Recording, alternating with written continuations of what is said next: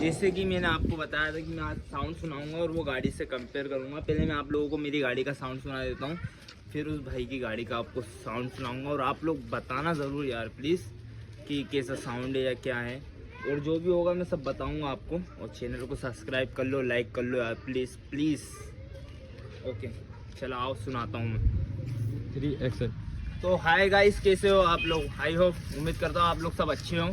तो G90 या कोई सी ऐसी गाड़ी है, तो उसका साउंड और इसके साउंड को आज अपन चेक करेंगे। तो आइए मैं आपको साउंड दिखाता हूँ इसका।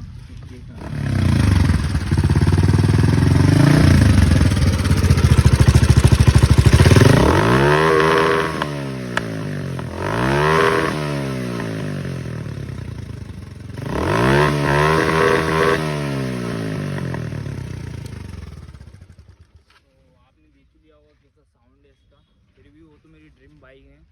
तो लाइक करो यार, सब्सक्राइब करो, तुम्हारे भाई को सपोर्ट करो क्या।